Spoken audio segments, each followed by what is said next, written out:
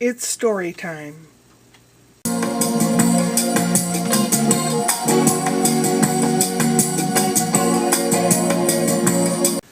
Hi, this is me. Plain old me. Just like you are you. What do we have that stays with us? We have our appearance, our height, our weight, our distinguishing features. Let's say one of our ears is smaller than the other, or we have a big mole on our face, or we are missing an arm or a leg, or something like that. Now, your appearance, you can dye your hair and you can get tan or whiten your skin or whatever, put makeup on. You can lose and gain weight.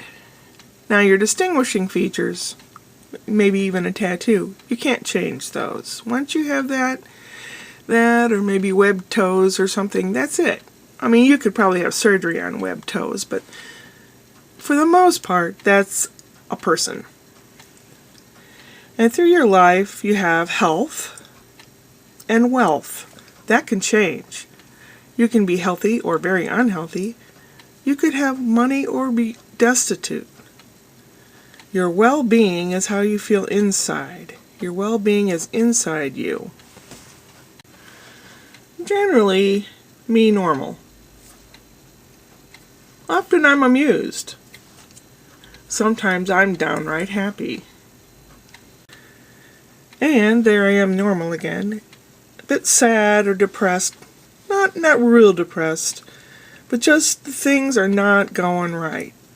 Everything falls when you take it out of the cupboard, or things don't turn out, or you're stuck in traffic all the day, or you miss every stoplight, or just really getting down, feeling down. I call that sad. And then below that is depression level 1. On my depression level 1, I go to punish myself by eating everything I can and trying to make myself sick. I don't know why, that's just the way I am. And then you've got depression level 2. This is when consoling really needs to be a one-on-one. Someone needs to come up and touch you and hug you. And it's really, really hard to see daylight because you are so deep in a hole.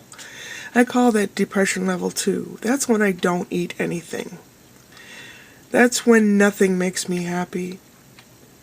That's when I am almost just about one step ahead of shaving my head and finding a place to die. So, now that we've gone through that lovely chart, everyone has a life roller coaster. Your soul comes into a baby, and you go up and down, you have twists and turns. Everyone's roller coaster ride is different. Some people stay at a very low level. Some people go way up and around and around. This is kind of mine. And I'm on the downhill, basically. But I'm still okay. I know I'm going to have some more times where it's going to be really sad. But I know I'm going to have times where I'm going to be happy. This could change. This could change a lot. This could be smooth sailing. Or it could just go. And when you die, your body dies away and your spirit goes to live somewhere else. That's what I think. Depression. When you're depressed, you feel oppressed. Oppression. Depression is caused by chemicals in your brain. It's not because, somebody ran into your car as it was parked in the street, or a tree limb fell on your house. Yeah, that's really awful.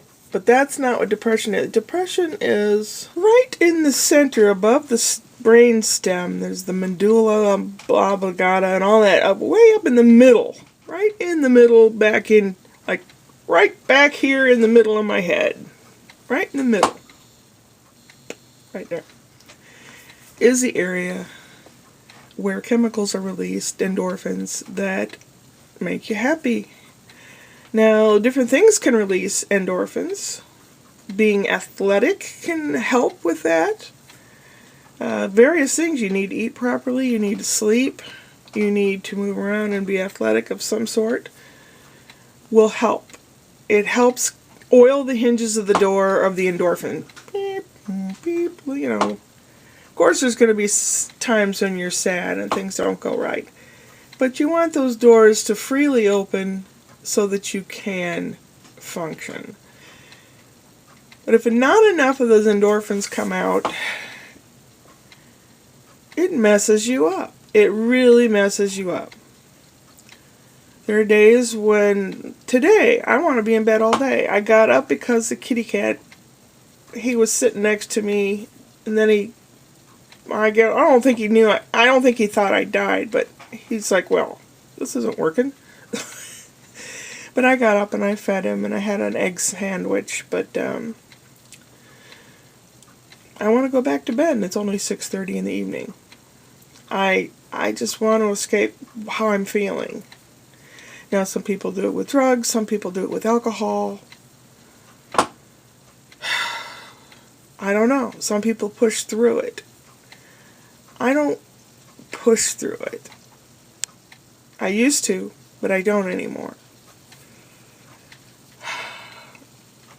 Sometimes when I'm on a high, I know something bad's going to happen. And I just the way I was raised, you know, you're not allowed to be happy. Of course, I had a weird, different upbringing. Everyone has a different upbringing. Everyone has different house rules, blah, blah, blah. But this is where you have to weigh the pros and the cons, the good and the bad. Whether you're optimistic or pessimistic. I had shared a video, I think one of the last ones, on Facebook, and I think my son saw it. And he must have been texting my other son because I heard from both of them yesterday. I love my kids so much. Brian and his girlfriend put an offer on a house that has everything, and I mean everything a person could ever want. It has everything. The yard is gorgeous. The house has everything you want. I mean, everything a person would need. I mean, you could want who knows what. But it had everything, and they don't know if they'll... It's contingent, whatever that means. I think that means it depends on whether the person that's wanting it, money is backed up by a bank or whatever, I think. They were the second people to put a bid on this place. I kind of hope it goes through, kind of. Because I've already checked out the whole area and I've already scoped out a lot of things. The room that I would have is on, the bedroom's on the first floor. It's right next to a little bathroom with a tub shower. And Brian said they would close there has a single garage and a double garage next to each other. A lot of houses have 3-thing garages lately.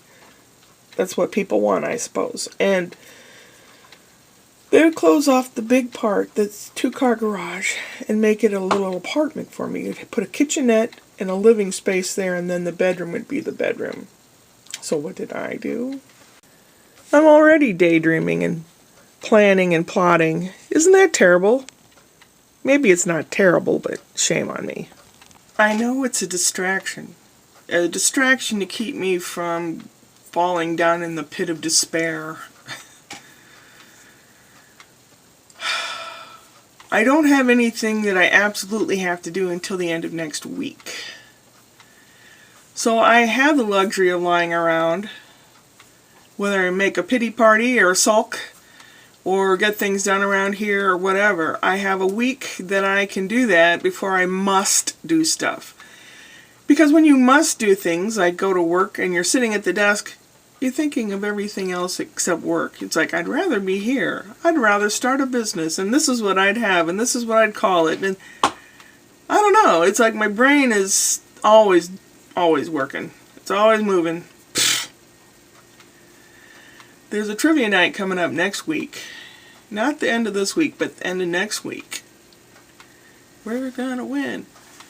I hope I feel up to it. Because if I do, it's gonna be insane. And you'll go. And then the day before, I see Kevin Nealon at a comedy club. I hope that turns out okay. And then the week after that, I have voter training, election official training on the new equipment that they have.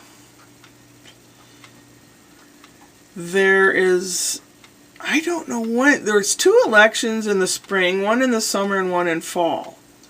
I may be here for the 2 elections, so that's $150 per that I would get paid. So that'd be $300, which would really, really help. So, well, I don't know. This kind of really a sloppy video, I know.